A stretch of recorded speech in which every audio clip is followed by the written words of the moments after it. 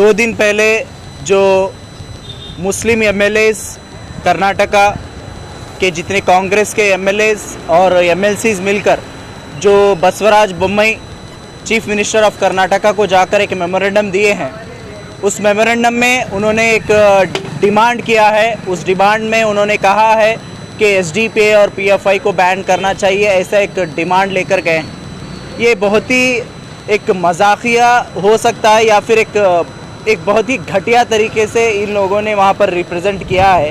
ये सरासर गलत है। देखिए, कांग्रेस की हालत अब ऐसी हो चुकी है, धोबी का कुत्ता घर का ना घाट का, इस तरीके से कांग्रेस की हालत हो चुकी है। कांग्रेस अब ना ही मुसलमानों की और ना ही दलितों की और ना ही उनके खुद के वोटर्स के बारे में सोचने वाली कोई पॉलिटिकल पार्टी नहीं बची। कांग्रेस को चाहिए था वहाँ पर इश्यूज़ को लेकर जाकर बात कर सके, इश्यूज़ के ऊपर वहाँ पर बात करें। हिजाब का इशू हो, चाहे वो सोशल बायकॉट का इशू हो मुसलमानों का, और उसके बाद जो हलाल का इशू हो, ये लगातार इन इश्यूज़ के ऊपर लगातार कर्नाटका में जैसे बीजेपी, आरएसएस और बजरंग दल, श्री राम सेने लगातार इसके अटैक कर रहे हैं मुसलमानों पर।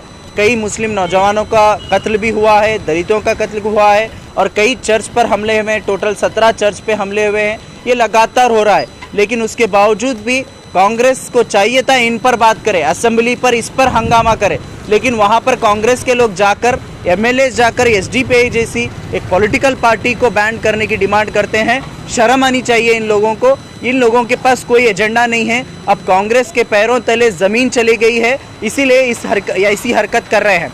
अब ये बयान दे रहे हैं कि हम लोगों ने ऐसा नहीं कहा था, हम लोगों ने ऐसा कहा था। अभी अभी ज़मीर अहमद खान साहब का बयान आता है, फिर उसके बाद अन्य हारिस खान साहब का बयान आता है कि हमने एसडीपीआई के ख़िलाफ़ में बयान वहाँ पर नहीं कहा।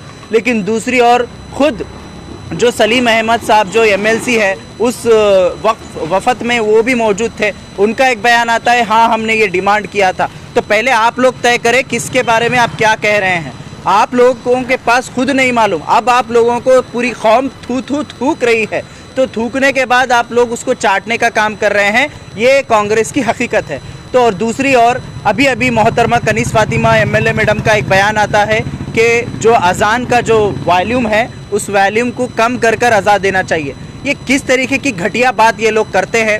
सुप्रीम कोर्ट के ऑर्डर्स, बहुत सारे सुप्रीम कोर्ट के ऑर्डर्स हैं। सुप्रीम कोर्ट का ऑर्डर और एक ऑर्डर पड़ा हुआ है महानगर पालिका के अंदर, जिसके अंदर क्लियरली कहा गया है कि पब्लिक गार्डन्स के अंदर जितने भी इलीगल कंस्ट्रक्शन हैं, जितने भी इलीगल मंदिर हैं, उनको तोड़ा जाए। सुप्रीम कोर्ट का ऑर्डर है, वो महानगर पालिका के कमिश्नर के ऑफिस के जो टेबल है उस पर पड़ा हुआ है, उसके ऊपर बात करिए, उसको इम्प्लीमेंट करवाइए। लेकिन ये अजान के ऊपर बात करते हैं, ये लगातार मुसलमानों के कारोबार के बारे में बात करते हैं। इन लोगों को मालूम होना चाहिए क्या बात करना है, ये क्या बात करना है, इनको खुद को नहीं मालूम। ये एक सिंपैथी वोट लेकर एमएलएस बने हैं। इन लोगों को काम नहीं आता किस तरीके से काम करना चाहिए और क्या बात करना चाहिए। अब ये लोगों का चेहरा पूरी कौम के सामने आ चुका है। ये वही काम कर रहे हैं जो आरएसएस और बीजेपी इनको नचाने का काम कर रही है, और इनको ये मोहरा बनकर काम कर रहे हैं आरएसएस और बीजेपी का।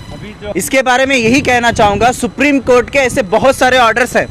अगर आप सुप्रीम कोर्ट के ऑर्डर्स को मनवाना चाहते हैं तो सबसे पहले सबरीमला का ऑर्डर मनवाइए, उसके बाद जो इलीगल पब्लिक गार्डन में जो मंदिर बनाए गए हैं उसको मनवाइए, उसको तोड़िए। उसके बाद हम देखेंगे वॉल्यूम कम करना है क्या ज़्यादा करना है। गोश्त को लेकर भी हराम वही ना, जो लोग हलाल का नहीं खाते वो हराम का खाते हैं, तो ये लोग हराम का खाने वाले हैं, इसलिए हलाल को बंद करने की बात कर रहे हैं।